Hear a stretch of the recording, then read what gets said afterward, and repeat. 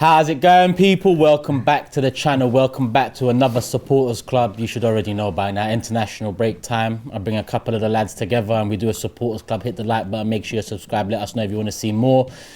And I flipped out around the panel today. Usually it's Chris and Curtis, but we've got a great team stepping in for Chris and Curtis. Super subs. Starting to my left, he calls himself a super sub. Lee Judges. What are you saying, Lee? All right? Yeah, well, I'll take that. Super sub. Squaddy now, squad player, and I like it. Yeah, why not? You step in and step up. Yeah, that's it, like, yeah. That's what you got to do. That's what we need this season. That's what, and to his left, we've got Marty back in the building. I've got the new look Invincible podcast and supporters club now. Love that. Thank you, mate. Yeah, it's a pleasure to be here. Thank you for having me. Yeah, come on. Yeah. How are you feeling?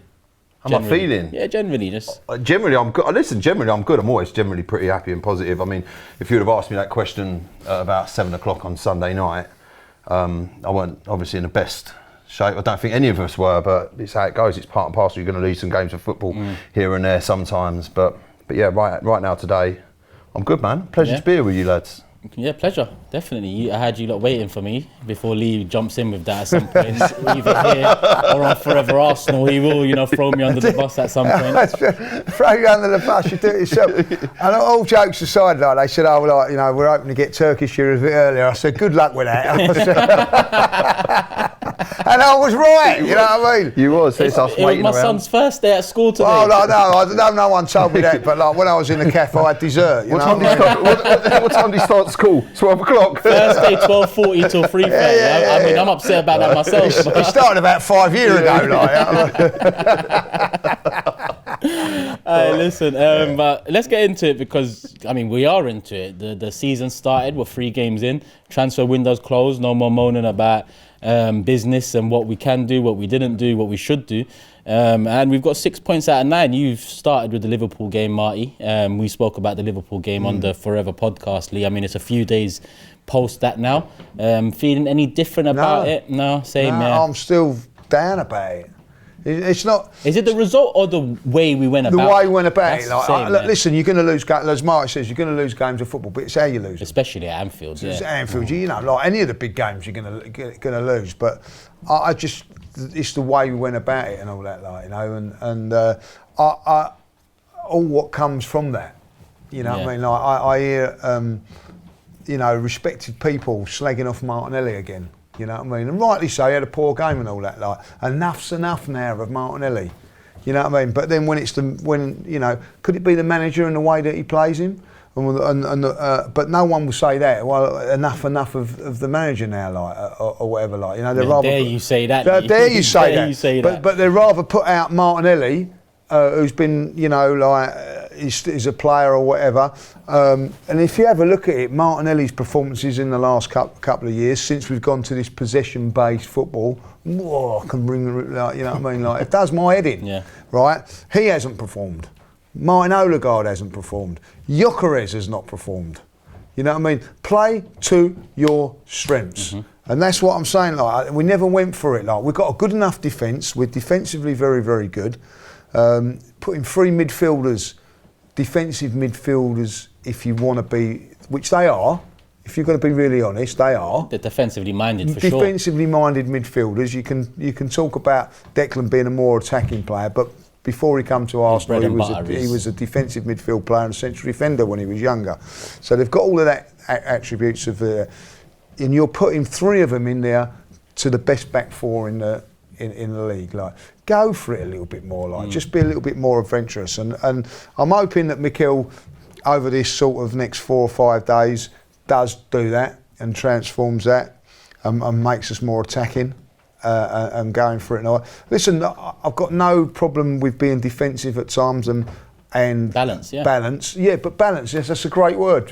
Balance it up. I felt it was too negative on Sunday, and I don't care what anybody says. 2 years ago, we went to Manchester City, same attitude, but this Manchester City team is 10 times better than this Liverpool team now. Like, it is, you know what I mean? They won the treble. They was like, we was going up against an unbelievable machine.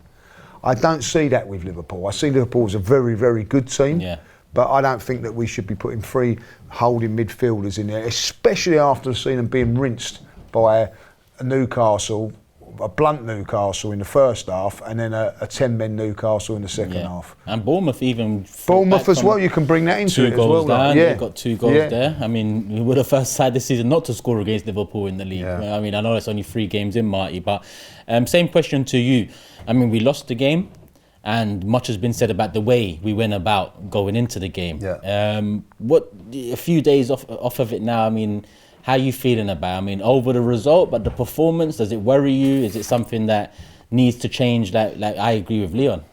Do you know what? And exactly what you're saying about the defensive side. I remember when we went to Man City, slightly different, and obviously we were 2-1 up, and Trossard got sent off just before the second half, and we went all defensive.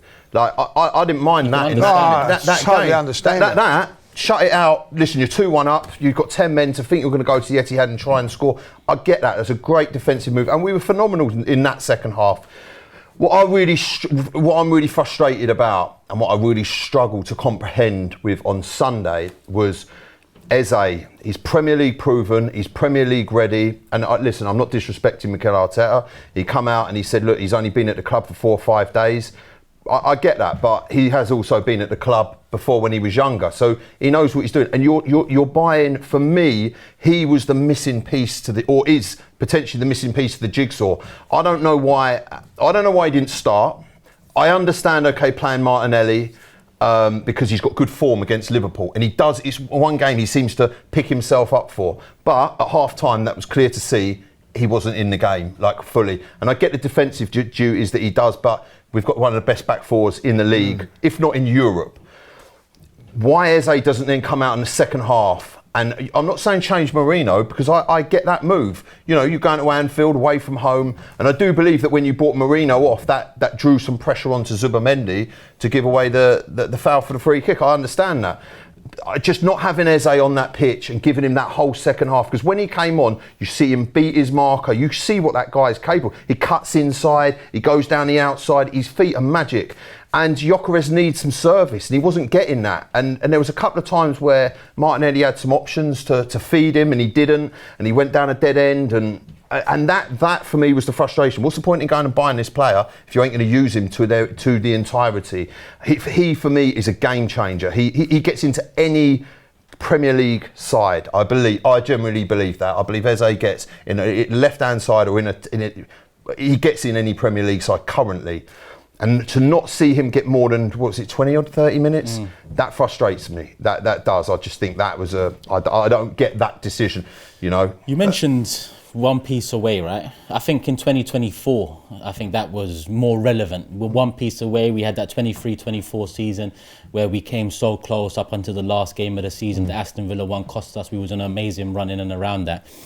But like when you look at what it is now, it feels like the pieces are back in the box, and it's about putting them together again in a sense, especially from midfield to attack.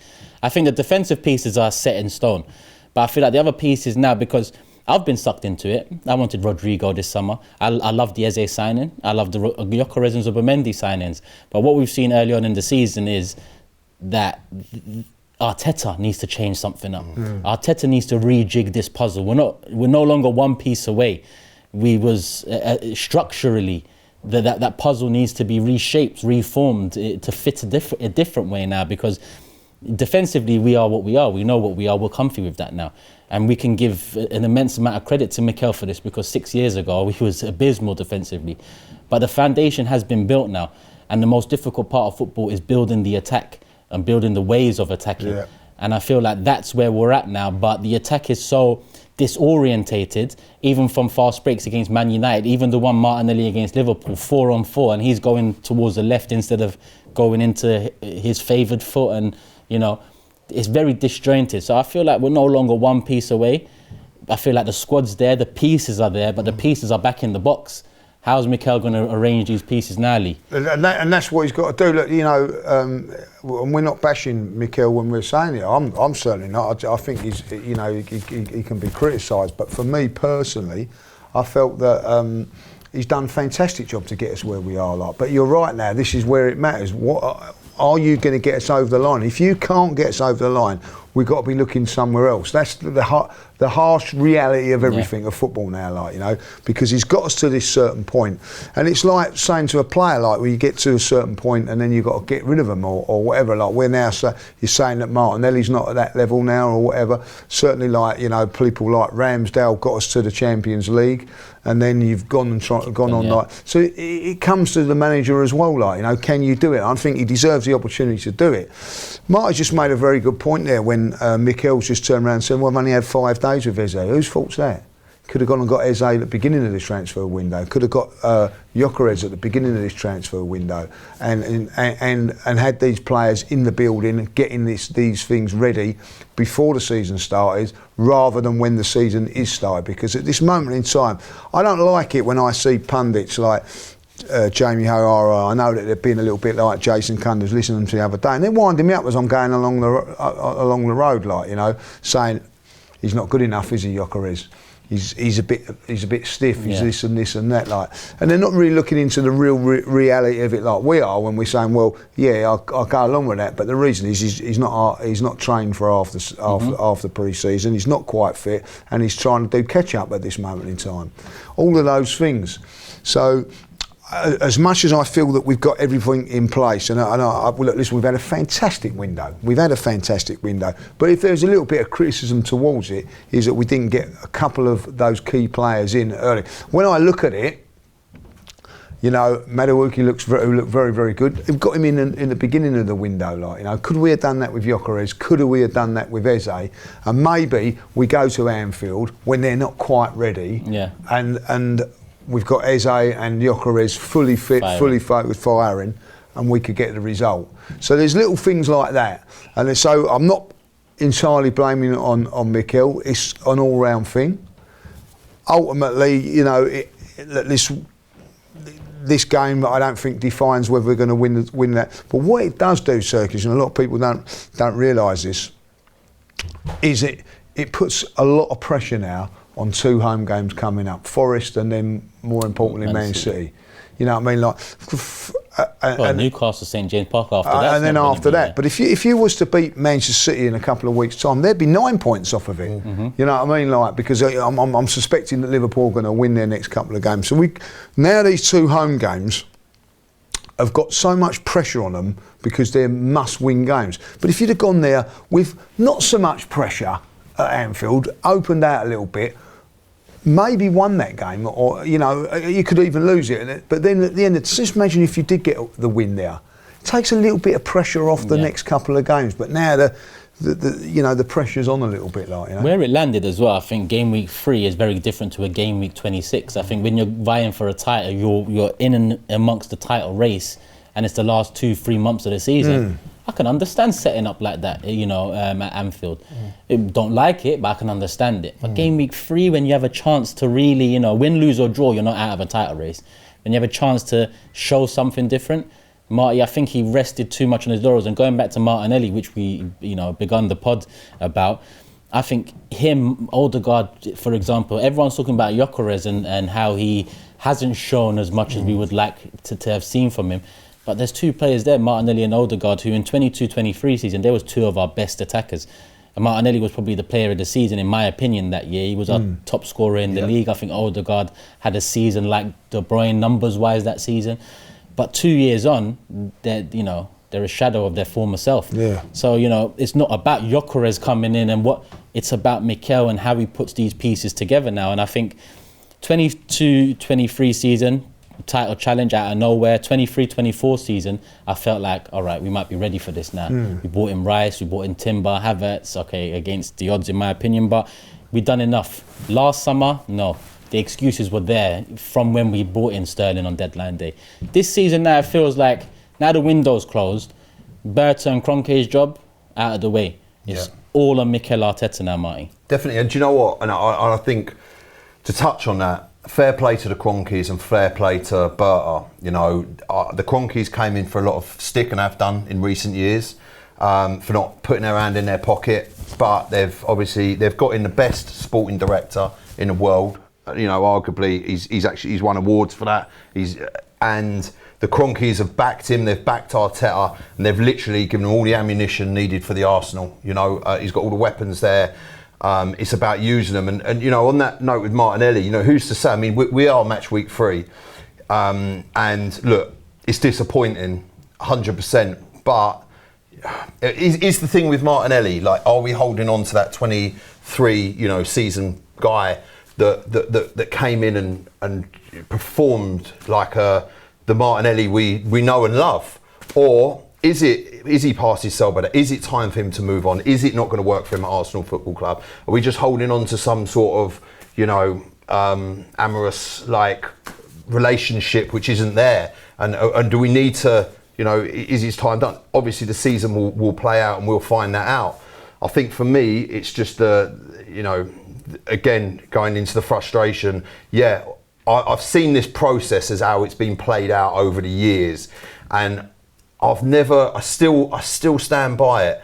That game at Anfield, I was so excited to see it. I couldn't wait for it, because for years I feared the Champions League games, got to play in the Real Madrids. I feared going away to the Etihad. I remember getting smashed at the Etihad like 5-1. You know, remember those embarrassing times, and going to Anfield, and you know, remember when Maitland-Niles scored and then they just wiped the floor with us. You know, we are not that team anymore, and you know, the Cronkies, Arteta, and obviously now Berta have done a fantastic job to get us, you know, as salivating as Arsenal fans, like, come on, let's. And then listen, I understand fine margins decide these games, and a fine margin of absolutely world-class free kick, you know, decided that game, unfortunately, the weekend. But that's how these, you know, that's how these games are sometimes decided, and it certainly was. But I also generally believed in my heart of hearts that we'd go there and release the handbrake and go for it and put the pedal to the metal. If you don't, you know, you might be in a fast car, but if you don't put your foot to the throttle, you know, you ain't gonna, you're gonna stay stuck on the start line. It's as simple as that. You need to put your foot down, you need to put your foot on the gas, and you need to go for the jugular. And that is what I didn't see enough of with this Arsenal side, which is maybe the frustration with a lot of fans and that I've spoken to and heard what we're talking about. Do you both feel like, I've heard this a lot over the years, and there might be some truth to it, that Man City game at the end of 22-23 season, do you think that changed Mikel, Lee, the 4-1? And because we would have, I mean, Mikel bought a Jesus, for example. Mikel bought players in and around that early, you know, 2-3 year period where it led to that football. That Jesus signing, the Zinchenko signing that year, it was wow. You know, we're seeing a left back invert. We didn't see this under Wenger. And we're seeing a striker who, all right, he's not a goal scorer, but he's bringing in Martinelli, he's bringing in Saka. Them two are getting in one-on-one situations more than ever. But then the next season comes and we're a very different outfit. A lot of people look at that Man City 4-1 win at the end of that season to nail down the league for themselves as the turning point for Mikel. Listen, it's a great point, and if you go back to that, like, you know, we lost 3-1 at home about 4 or 5 weeks before that, like, you know what I mean, and but one of the key players not playing that day was Saliba. He wasn't playing, like, you know what I mean. We brought in Rob Holding, and it wasn't the same. Look at the squad and defenders we got now. Look at Mascherano when he comes in like this week. Did you miss Saliba? No, none of us did. You know what I mean? That's at Anfield. So he's got the tools to say, right, you know, it isn't there. I will say this, that game against Man City, like, I wanted it over after 20 minutes. Yeah. We was getting pumped. Yeah, you could tell what's happening, You know what I mean? Like, you know, it was a disaster. I've gone up there the last 2 times since then, the 0-0 and the 2-2, and we've been much better, much better. And if I'll be really honest, as Marty said, we was 2-1 up in that game. I think we'd have gone on and won that comfortably that day. Trossard sent it off. Yeah, when Trossard gets sent off and we had to change, nothing wrong with that. That's when you do it. Makes sense, yeah. Makes sense. So when you go up against a Man City or a Liverpool now, like, you know what I mean, like, still be cautious, still be defensive, still have it, but have something in your armoury where you're going to hurt teams and scare teams. I don't see when these teams, Manchester City, Liverpool when they was winning titles, come to us and defend. They come to the Emirates. I remember walking out the Emirates very early when Manchester City done us comfortably 2-0, or it might have been even more, and I thought 3-1 was it. I've just felt like we ain't winning the title. We're in a top 4 race. Same with Liverpool when they, you know what I mean, we're in a top 4 race. You know, make a little statement. Set like, your you know what I precedent mean? from early, just, you know what I mean? Like, we could have done that to Liverpool. We could have just, hold on a minute, we've got we better go and get easy. We better make sure we can get. Even to a certain degree, Liverpool might be thinking, do you know what? Arsenal ain't scared. They're scared of us. Yeah. Maybe we can hold off on Gay till January now. Like, you know what I mean? I don't know. I'm just sort of like, just, you know, I don't. Listen, I come out of that ground at Anfield and they were giving it like, you know, cheering and everything. They weren't like that before the game. They were nervous. They thought like that Arsenal were going to come up there. A lot of Liverpool fans going, I'll take a draw now. I think you might do us today. But afterwards, they've come out like buoyant because they knew. Mm-hmm. You know what I mean? Like, speaking to a Liverpool fan before the game, he said, like, I was worried about it. As soon as I see your team sheet, I knew we was going to win the game. That's what it comes down to. All that excitement, all that. Yeah. You mentioned that, you know, going into it was the calmest I've been, most excited I've been going to Anfield, and then the lineup comes out. Forget kickoff. Deflated. And you know what it is from the lineup. You know, it's. You know. And I was, you know, I mean, I've got when that seemed like I was annoyed. In fact, I was fuming. You know what I mean, like, because I felt there was a chance to flex your muscles in that game, not just for that game, for the whole package. Open, you know what I mean, like, this is a different Arsenal now. This is a different Arsenal in the transfer market. This is a different Arsenal now because they got their striker. This is a different Arsenal because look how they approached the game against Liverpool.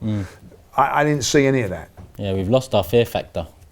And that's not to say Liverpool have the same fear factor as last season. I think they've started the season, you know, not the greatest, but they've got 9 out of 9. And I think Man City also lost their fear factor over the last year too. Problem is, Man City and Liverpool have won stuff before changing up their fear factor or losing it. We seem to have lost it without winning anything. And that's the biggest thing we spoke about this year. I've speak about it like, you know, I've heard people turn around and go, why are Liverpool not getting criticised for being, they weren't that great, they weren't as negative. They are the champions. We've got to do, if we want to be champions, we've got to do something different. We've got to, you know, possession-based football is not going to get us to the title.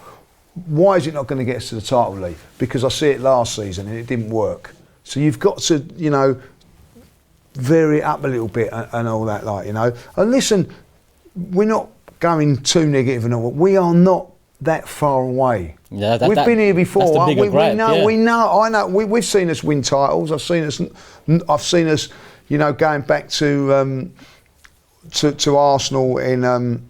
If you want to go, we won the league in '98. '99 we was close. 2000 we was a bit off of it, like, you know what I mean. 2001 we came back with the cups and all that, like. Then in 2002 we done it and nailed it. You know what I mean, like. So we know as fans we're not that far off, and that's the frustrating part. It makes it more frustrating. It does make it more frustrating. You know, we had the trophy in the Emirates 2 years ago, like, you know what I mean. But that seems a distant. Yeah. You know what I mean. We nearly touched it now. It's distance. Mm-hmm. We need to bring that back in, and that's that. It is down on Mikel now, like, and I don't care what anybody says about the manager, like, you know what I mean, like. This is your time now, Mikel. You've earned the right to do it. You can go and do it. Deliver it now. And on that's the thing that's really frustrating is we went to Anfield without Saka, right? And then Saliba goes down injured. And Mascara filled in like Saliba wasn't, you know, like we didn't miss him, which is a huge, huge statement, right?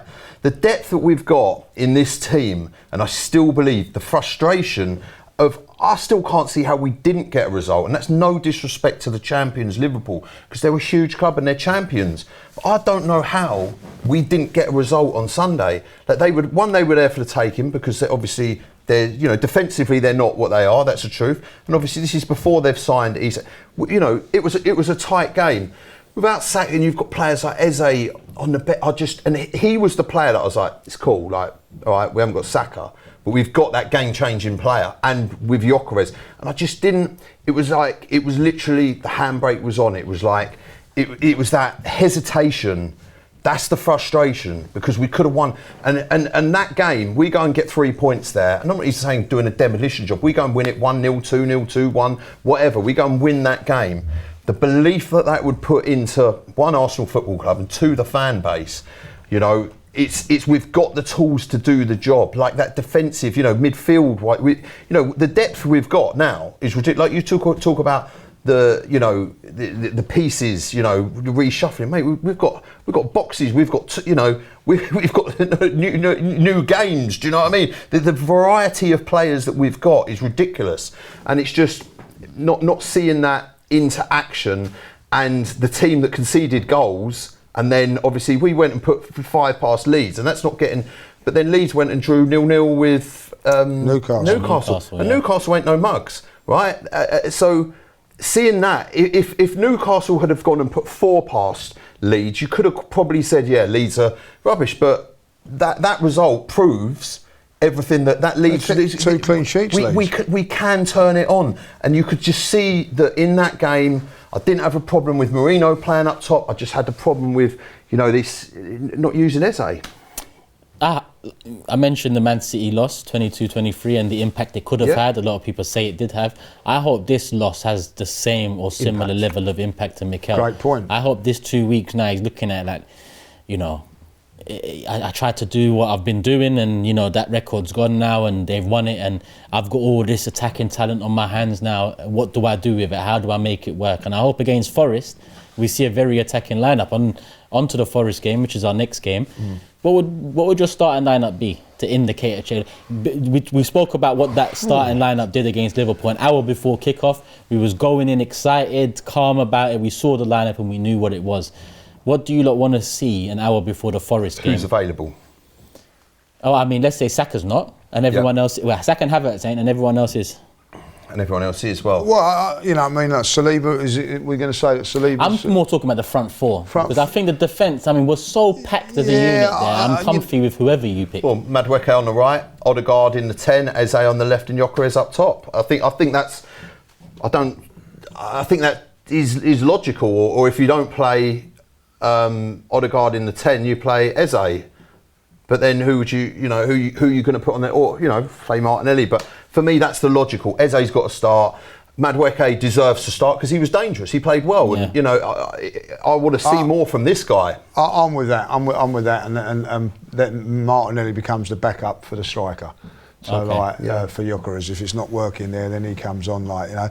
And I'm going to say it now, if I'm seeing what I'm seeing from Odegaard, then you know, if he has another one of those games, I'm wanting Nwaneri coming in there. Our best half of the season, in my opinion, on the attacking front was with Nwaneri in the 10. Yeah. Stop me if I'm wrong. That second half against Leeds was our best patterns of play in attack. Even the last 10 minutes of the first half, when we got that Saka goal with Timber, it was Nwaneri following his pass. Odegaard doesn't do that. Odegaard passes, sits, because he wants to observe. Nwaneri will pass, follow it, which brings in an extra man into the attack, which, you know, can cause the defence to be pulled apart. And listen, the second half was testament to in my opinion. I still think Odegaard deserves a little bit more time because of what he's done in the past, you know what I mean? Like, but it's becoming like a little bit too...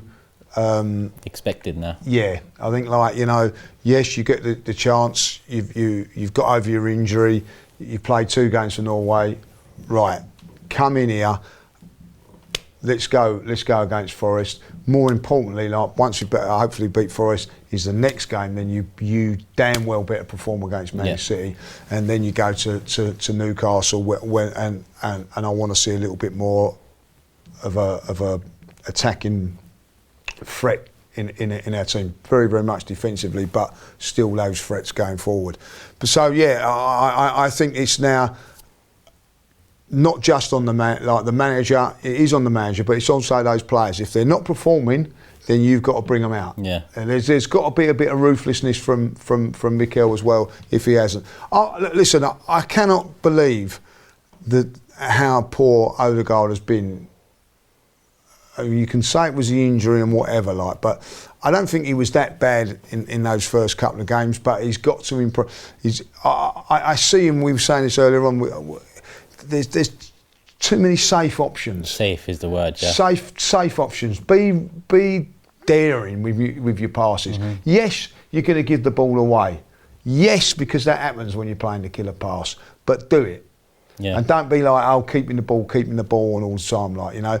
And if we do lose it, one, we've got a good back four, and also one of Martin Odegaard's best things is that he can chase the ball down.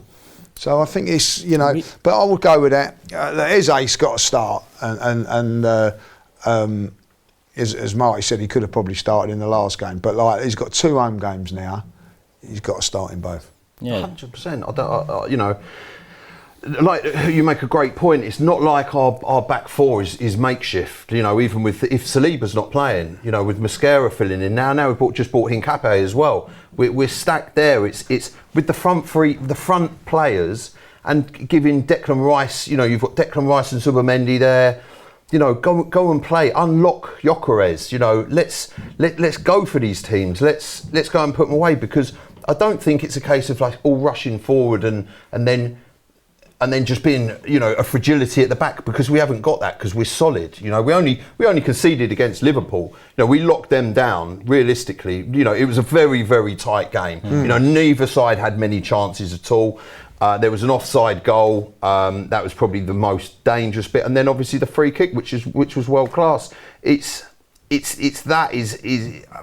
just watching Arsenal play football with some freedom and express themselves and go and put some of these teams away. And like you guys say, I really do hope that game against on Sunday against Liverpool was the game where Mikel's like, right, okay, he's learnt a lot from this. Okay, he knows where he's gone wrong, and this is the turning point of our season. And listen, I still do believe that we've got the depth, we've got the team to do it.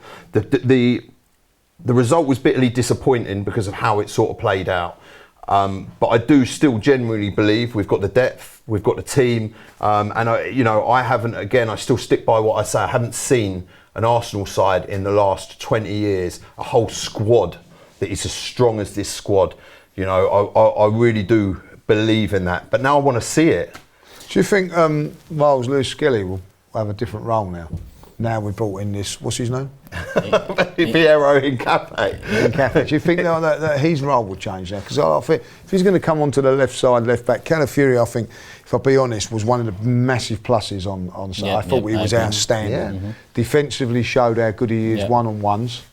Aerially, very, very good. Going forward, attacking-wise, if he stays fit, you know, he's not going to be dislodged from that position, in my opinion. I agree. So where does that leave Miles? I think midfield, we're an injury away from a problem if we don't enter him into that fray, because an injury to Zubimendi means Norgard. Norgard's completely different. Norgard's more like Declan Rice as a 6 than Zubimendi. And I'm not saying Lewis Skelly is like Zubimendi, but at least Lewis Skelly has the ability to beat players, to take that risk. And centrally, I think we need that more than ever now. So hopefully, he is looked at as more of a midfield player now, because we've got Hincapié. Apparently his best position's left back. And we've got Calafiori, who's been our best player over the first 3 games. And that's unfortunate for Lewis Skelly, who never deserved to lose his spot. But I can understand why Calafiori gets the nod, because of what he brings in the overlapping sense as well as central. So yeah, I want to see Lewis Skelly move into the midfield and get some opportunity there, because, you know, I think his skill set is quite subdued at left back. And it's not, we can take more advantage of what he can bring in midfield centrally. So I agree. I think as well, you know, with this, the required depth we need, because we play out from our fullbacks. The amount of, that's why Timber, White, Calafiori, you know, have been injured so much, because the amount of overlap and the amount of up and down the pitch, you know, the amount that's expected from these players. You know, I can see them, obviously at the moment we haven't got Champions League football, we're not playing Champions League football, we're not playing FA Cup football, we're not playing Carabao Cup football. So at the moment we're playing once a week. We've only had 3 games, but soon these games are going to start coming thick and fast, where we're playing twice a week. And definitely with injuries, look how many injuries we've already had this season, and what we've got out already. These players are going to get their game time. They're going to get their opportunities. It's when they get their opportunities, they take them and nail down their spots. I think after, is it after the Man City game or before? Yeah, it is after that. Every week, at midweek, we've got a game till January. And on the flip side, on the positive side, I think after Newcastle away, our whole October's in London. Yeah. And I believe our November is pretty good as well. Well, actually, I think we go up north a couple of times, but then December settles down again. After Newcastle is the Champions League game. I believe. So when we go back, it's it's Straight weekend, midweek, all the way till January. So that's a lot of time, and that's a big worry for me. Also, that what does that mean? You can't get on the training pitch and coach too much. If you think about it, like you play Saturday against Forest, rest and recover, travel. Yep. You ain't getting much time to work with these players again. Like so, this 2 weeks is actually, often we look at international breaks and think, I think this one's quite welcomed on our front, not only because of the loss and the performance, but I think Eze 2 weeks, Gyökeres another 2 weeks, and 2 weeks to think. I think Mikel needs to think about, because for me, the last question I have is, if we don't achieve, is it time to move on? Reason being because, the defence has been set, it's been built for years now. It's about building the attack on top of that defence now. And this is another roll of the dice. This is a summer where we've gone full pelter for attackers as well. We've spent quite a lot. Albeit there's a player, Madueke, I would probably not have chose, but that is the manager's choice now. We've spent millions in attack now on top of a defensive unit that has shown its standards, capabilities across Premier League and Europe without ever getting over the line. If we don't get over the line this season, and by that I mean Premier League, Champions League. What are you saying about over the line? What are you saying has achieved? Like, you know what I mean? I think we need to win the Premier League.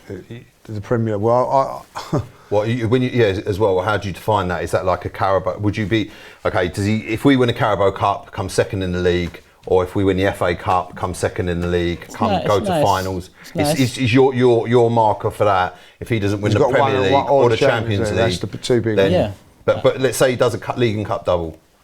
I think that's the bare minimum you could make an argument for. I think a cup double, domestic cup double, I think that's the bare minimum you can make an argument for. But even then, I think there's a conversation to be had. I look at 2014 FA Cup and wanted Wenger to bow out after that. Again in 2015, again in 2017. Those were opportunities for me that Wenger could have left with his head held high, albeit with years of negative trajectory. But he didn't use those moments. And we talk about how good our defence is here. I'll use Wenger again. George Graham built a unit in the 90s, right? But then the attack was built by Wenger. He came in and then built on top of what George Graham essentially left. And he got us over. He entered the best era we've had in recent history. So it's not a case of Mikel, you're rubbish. You can't get over the line. I want you gone. It's a case of, all right, this is your last roll of the dice. If it doesn't work out, thank you, but we need someone to come in now and build that attack properly, i.e. Luis Enrique. I'm not afraid of having another man. Like, people go to me like, who do you want as a manager? Or, there's no one out there better than Mikel. Like, listen, when we lost George Graham, we brought in an unknown in Arsene Wenger. No one had ever heard of, never even, Bruce Rioch, and then it was obviously like Arsene. Bruce Rioch was more famous than Arsene Wenger. Like, if you be honest about it. Infamous. Yeah. But what I remember at that time, we was linked with Terry Venables and Johan Cruyff and Arsene Wenger, and we said, we'll end up with this unknown Arsene Wenger. It was the best thing that ever happened to Arsenal if you look back on it. So it not necessarily means. We can't. Like, people are sort of saying, well, there's no one better than Mikel. There's always someone out there. Like, Mikel might tomorrow just say, do you know what? I resign. What are we going to do then? We're going to crumble? No, you know what I mean. So, I'm the thing is that I think we've got to see how this season pans out. I see a lot of people messaging me this week on he's got to go, Like, Arteta's got to go, you know what I mean? Like, I don't like it when I hear these people saying, he's a clown and all that, like, he's useless and all that. He's not useless because he's got us to where we are now, but you can't keep becoming like the bridesmaid. You have to, at some stage, deliver. Yeah. Now, he delivered with the FA Cup in his first season. People have labelled it Andy's team and all that. I don't hear that with Slot. So it's again another little tool to smash him and all that. I think if he was to, for me, is to go and win that Carabao Cup. Win that. You know what I mean? Like, that takes the little bit of pressure off you going into the next stage. Crunch. That's what I see, as the crunch. I don't think Arsenal are going to win the league. If I'll be really honest, I don't think that we've got enough. I don't think Mikel's It's down to Mikel. I get you. I just think we feel like we've got enough. But yeah, I feel when it comes to it, he'll choose to not lose the game and end up like drawing it and whatever. I think you've got to be a little bit more rude. But I do think that the way we're set up and the way we can defend and everything like that, every chance of winning the Champions League this season. That's my opinion. I think because I think sometimes in defences can be as important, like you know what I mean, and defend. You know, you look back at George Graham. George Graham done brilliantly in Europe and won us the Cup Winners' Cup with a defensive-minded attitude. Yeah. So I feel that could happen. Like, but if he was to end up not winning anything, I personally believe that thank you, Mikel. We've done a fantastic job, but we need someone that's a proven winner, a proven winner, and sometimes even different. You know, that whole question of who's better than Mikel and who do you want? I mean, it's nonsense to me because is Slot better than Klopp? No. Liverpool went different and they pulled out a league title. Doesn't necessarily have to be better. Slot's not better manager than Klopp, but he came in to a team that Klopp finished third in 2 years in a row, brought in something different, and got over the line. So it's not necessarily Klopp could be available, better. by the way, like, you know what I mean, like, because. You know, he must be looking at old Jurgen. I'm a massive fan of Jurgen Klopp. The character, the man. The character and the manager and the way he went about it and all that. He went up against Manchester City without being really backed like this manager has been backed. You know what I mean? Like, so he might think to himself, well, hold on a minute, like, you know what I mean? Like, they've never really done that with me. I want to go and do that and go up there with Arsenal and prove that I don't know, like, you know what I mean? So there would be one option that I would look at if we was to go to look to change it. You know, Luis Enrique, I think you've even said would be like your choice. I think that would be my choice. I wanted you go back to interviews years ago. I actually said Luis Enrique would be my choice when it was all about the Arsene Wenger thing. But I do think that this season now, I think we should forget about whether he's get rid of him or whatever.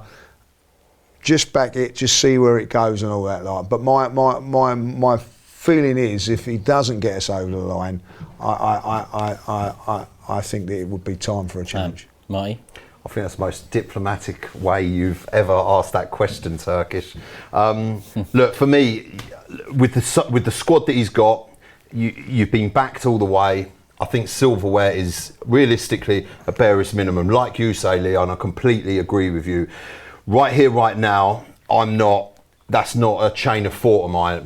My chain of thought is the next game, Forest, and I will back the team and I'll back the manager. And I generally believe in this team. Like I said, this squad, this team, I generally haven't seen a squad. I haven't seen I don't think as an Arsenal fan, I've seen a transfer window. And this isn't just getting 2 quality players and like 3 average players in to just fill the... You know, this is 8 quality players in all areas. Like they're 8 quality players, and I generally feel that I'm no manager, and I'm not. You know, I understand things can happen, but if I'm honest with you, I don't know how you cannot not win anything with this squad. Like when I look at this team and squad, like there's some serious talent there. Like you say, this defence, like that George Graham era, we literally won titles. Not apart from the 1991, there was some real flair there, but. Some of those sides were just so defensively. That 1-0 to the Arsenal, we'd managed to just luckily score a goal. That Palmer Cup final you were talking about. I remember I've watched that, well, obviously a few times, and that was quite a scrappy, messy game. And literally, they were all over us in parts. We just defensively, we were so resolute, and they just couldn't put the ball in the back of the net. We need to win something this season. It's as simple as that. Whether it's a Carabao Cup, an FA Cup, a Premier League, Champions League. What do I want? Premier League and the Champions League, 100%. But being realistic, I think I like what you say, Lee. Get that Carabao Cup, go for it. You know, and actually, when you look at the sides that we can put out, you can go for it, and you can still have a team to compete in the Premier League. Yeah, no excuse. You know, go for it. Get that. Go and nail that, and then that gets things off your back, and then that might give us the freedom to go and win the Prem. And you know, I'm still really excited to see this season, see how it pans out. I can't wait for the Forest game. I'm genuinely, as an Arsenal fan, buzzing to see us go and play every team and to test this team out and to see whether Gyökeres is the striker, you know, this guy that's going to go and hit us 30, 35 goals, whether Eze is going to slot into this side and he's going to change games for us, whether Zubimendi is this world-class midfielder that can adapt to the Premier League, you know, whether our back four, you take out Saliba, gets injured, or Gabriel, or maybe, listen, God forbid, Raya gets injured and Kepa comes in and does a job. You know, all of these scenarios, I think, you know, we've got all our bases covered, and I want to see this play out. But yeah, look, at the end of the season, come what may, obviously those questions will naturally be asked if things aren't put over the line, if silverware isn't won. You can't, you know, I'm not saying it's just about spending money, because it's not, but you know, in today's football, in terms, you buy the best players, and then as a manager it's down to you to make them gel and get them together and get them playing as a unit and playing well, you know.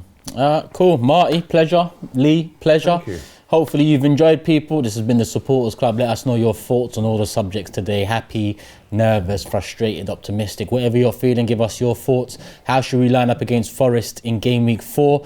And generally, is it over to Mikel Arteta? Was there some gaps in the window that you're looking at better? You're looking at Joshua Bat and wondering why, what if, and so on. Let us know, people. Hit the like button. Make sure you're subscribed. Go over to the individual channels as well and show some love. Especially Lee Judges TV, Road to 50k. Go over there, subscribe, people. Love for the love. We're out. Peace.